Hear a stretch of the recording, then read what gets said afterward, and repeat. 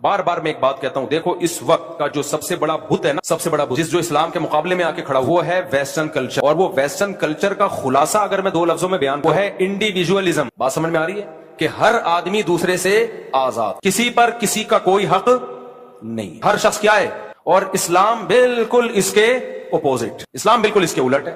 مغرب جو western culture ہے، خدا پہ بلیف رکھو نہیں رکھو، تعلق بناؤ نہیں بناؤ، کوئی مسئلہ نہیں، اور جو غیر مسلم خدا کو مانتے ہیں نا، وہ بھی تعلق روحانی سکون کے لیے بنا رہے ہوتے ہیں، خدا کو راضی کرنے کے لیے بنا رہے ہوتے ہیں۔ مجھے کینیڈا میں لوگوں نے بتایا بعض غیر مسلم بھی آتے ہیں یہاں مسجدوں میں سجدہ کرتے ہیں، اور ہم اس سے پوچھتے ہیں کیوں، تو کہہ رہے ہیں ہمیں روحانی سکون ملتا ہے۔ ملتا ہوگا، میں ملیشیا میں تھا، میں نے وہاں کچھ غیر مسلم دیکھے قرآن پڑھ کے دم کرتے ہیں، اپنے عیسائی ہیں، مولانا صاحب کے پاس آتے ہیں، بولتے ہیں سورہ رحمان پڑھو ہم پہ دم کرو۔ میں نے ان سے غیر مسلموں سے پوچھا، میں نے کہا بھائی تم سورہ رحمان پڑھ کے کیوں دم کروا رہے ہو؟ سکون ملتا ہے ہمیں، روحانی سکون ملتا ہے۔ ایک نے تو بتایا کہ میرے پہ جن چڑیل بھوت ہیں، میں اس کی بات اپنے الفاظ میں بیان کر رہا ہوں، بالکل اس نے یہ ورڈنگ تو نہیں تھی، یعنی کوئی آسیب واسیب ہے تو جب وہ کوئی سورہ بقرہ یا سورہ رحمان پڑھ کے کوئی مولوی صاحب دم کرتے ہیں تو میں ٹھیک ہو جاتا۔ تو ان کا اگر خدا سے بھی ریلیشن ہے تو وہ اپنے لیے ہے، اللہ کے لیے نہیں ہے، جبکہ ریلیشن میں اپنی قربانی دینی پڑتی ہے۔ اسلام جس ریلیشن کا قائل ہے نا، وہ ریلیشن ہے جس کا فائدہ دوسرے کو ہو رہا ہو، آپ کو ضمنی فائدہ ہوگا، اصل مقصد آپ کو اپنا فائدہ پہنچانا نہیں ہے، آپ کو اپنا فائدہ پہنچانا نہیں ہے۔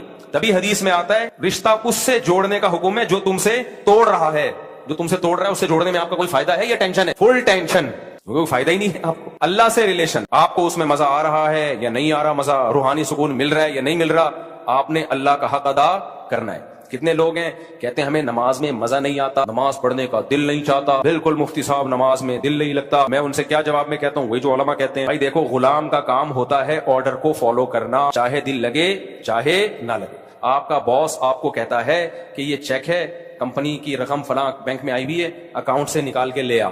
آپ کہیں سر مزہ ہی نہیں آ رہا جانے میں اور اکاؤنٹ سے پیسے نکالنے میں، دل ہی نہیں لگ رہا، کہے گا یہ تیرا ہیڈ ایک ہے، یہ میرا ہیڈ، باقی تو کہیں بھی نہیں کہہ رہے ہوتے دل لگ رہا ہے نہیں لگ رہا۔ نماز کا جب مسئلہ آئے گا دل نہیں لگ رہا، روزے کا مسئلہ آئے گا دل نہیں لگ رہا، تلاوت کا مسئلہ آئے گا مفتی صاحب مزہ ہی نہیں آتا۔ تو غیر مسلم کا جو اللہ سے ریلیشن ہے، جب تک اس کو سکون مل رہا ہوگا ریلیشن ہے، نہیں ہے سکون تو نہیں ریلیشن۔ مسلمان کو ایک صاحب مجھے ملے، انہوں نے کہا میں 15 سال سے تہجد پڑھ رہا ہوں لیکن میرا دل بالکل بھی نہیں لگتا۔ میں نے کہا شاباش۔ علامہ ابن سیرین رحمہ اللہ کا ایک قول مجھے یاد آیا، کہتے ہیں میں نے 20 سال تہجد پڑھی ہے نفس پہ جبر کر کے، 20 سال کے بعد دل لگنا شروع ہوا ہے۔ عجیب بات آپ کو بتاؤں، حدیثوں پہ حدیثیں یاد آتی ہیں، پھر مجھے ذہن کھلتا ہے جب نبی صلی اللہ علیہ وسلم کے پاس کچھ صحابہ، کسی نے کہا میں ڈیلی روزے رکھوں گا، پوری زندگی انہوں نے روزے رکھے۔ آپ صلی اللہ علیہ وسلم نے فرمایا سب سے بہترین روزہ صوم داؤد ہے، داؤد علیہ السلام کا روزہ ہے۔ اگر کوئی روزے میں خاندانی پیکج پہ عمل کرنا چاہتا ہے نا، سب سے خاندان، تو وہ یہ نہیں ہے کہ ڈیلی روزے رکھے، وہ داؤد علیہ السلام والے روزے رکھے۔ آپ نے فرمایا داؤد علیہ السلام ایک دن روزہ رکھتے تھے، ایک دن ناغا کرتے تھے، پھر روزہ رکھتے تھے، پھر ناغا کرتے۔ یہ سب سے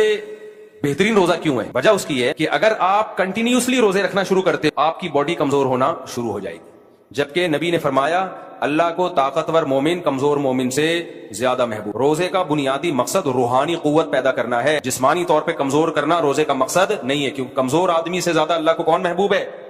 طاقتور ہوگا تو دین کے کام بھی کرے گا، دوسروں پہ بوجھ نہیں بنے گا، کھلانے والا بنے گا۔ آج ایک صاحب آئے، میں تو مزاح کی میری عادت ہے، اتنا باریک، بہت باریک نا، میری مزاح کی عادت ہے، کوئی توہین نہیں ہو سکتا یہاں بیان میں بیٹھا وہ، تو کہہ رہا میں آپ سے ملنا چاہتا ہوں، میں آپ سے ملنا چاہتا ہوں۔ میں نے کہا مل تو لیے، کہہ رہے نہیں میں آپ سے ٹائم لے کے ملنا چاہتا ہوں۔ میں نے کہا پھر پورے آؤ، پورے، میں آپ کو پروٹوکول جب دوں گا جب آپ پورے تو ہو۔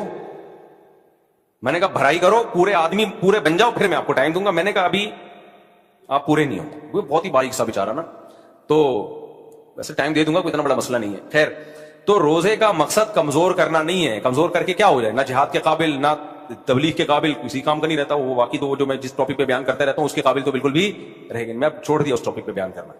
کل میں نے دیکھا لوگوں نے دبا کے میرے خلاف نیگیٹو کمنٹس اتنے زیادہ کہ بس کیا بتاؤں میں، تو ڈھیٹ ہوں، چھوڑوں گا نہیں۔ خیر، تو جسمانی طاقت یہ ضروری ہے نا بیمار ہوگا تو اگر کنٹینیوسلی آپ روزے رکھتے ہیں نا تو جسم آپ کا کمزور ہونا شروع ہو جائے گا اور روزوں کی عادت پڑ جائے گی، تو نفس پہ شاق نہیں گزرے گا۔ یہ کام جس چیز کی عادت پڑ جاتی ہے نا، یوز ٹو ہو جاتا ہے، وہ پھر مشکل نہیں لگتا۔ ایسے بھی علماء گزرے 13 سال لگاتار روزہ رکھا سوائے بقرعید اور عید کے۔ یہ جو صاحب ہدایہ ہے نا، جو فقہ کی دنیا کی مشہور ترین کتاب، دنیا میں سب سے زیادہ اسلامی قانون کی کوئی کتاب اگر پڑھائی گئی ہے اور حکومتوں میں نافذ رہی ہے تو وہ ہدایہ ہے، جو برہان الدین مرغینانی رحمۃ اللہ علیہ بہت بڑے فقی گزرے تھے، ان کی ہے، فقہ حنفی کی مشہور کتاب ہے۔ یہ آکسفورڈ یونیورسٹی میں ایک طویل عرصے تک پڑھائی جاتی رہی ہے، اور گوروں نے جو لا بنائے ہیں نا اس کی بنیاد ہدایہ سے ہی لی ہے انہوں نے۔ کیونکہ گوروں کے پاس تو کچھ بھی نہیں تھا نا, اسٹرکچر ان کو کہاں سے ملا ہے؟ ہدایہ سے ملا ہے ان کو. تو 80 جلدوں میں صاحب ہدایہ نے لکھی تھی, پھر اس کو مختصر کیا. تو اب کیا ہے, صاحب ہدایہ نے 13 سال لگاتار روزہ رکھا ہے, 13 سال. اکابر میں, اسلاف میں ایسے بہت واقعات ملتے ہیں ہمیں, سوائے عید کے دن ناغا کرتے تھے, باقی رکھتے تھے وہ. تو اب کیا ہوتا ہے, کنٹینیوسلی جب آپ دیکھو رمضان میں شروع کے 3-4 دن ہمیں مشکل لگتے ہیں, اس کے بعد عادی ہو جاتے ہیں, پھر تو جس دن روزہ چھوڑنا ہو کسی بیماری کی وجہ سے وہ مشکل لگ رہا ہوتا ہے. تو داؤد علیہ السلام کیا کرتے تھے, ایک دن روزہ ایک دن ناغا, اسے صحت بھی, ایک دن روزے کی وجہ سے باڈی کی سروس ہو گئی, اگلے دن کھا لیا.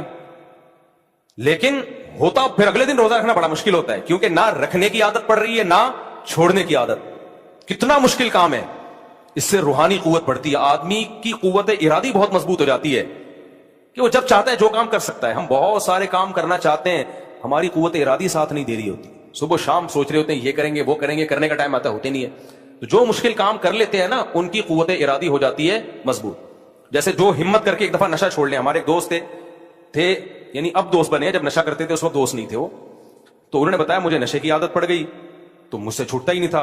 کہتے میں نے کیا کیا, اپنے آپ کو گھر کے اندر بند کر لیا, کنڈی لگا دی, تالا ڈال دیا, ماں سے کہا کہ مجھے بس کھڑکی سے کھانا پہنچا دیا کرو, 6 مہینے تک میں گھر سے باہر نہیں نکلوں گا, کیونکہ گھر سے باہر جاؤں گا دوستوں میں بیٹھوں گا پھر نشہ, تو 6 مہینے مجھے تڑپنے کے لیے دے دو, چیخوں گا چلاؤں گا کوئی بات نہیں, برداشت کروں گا.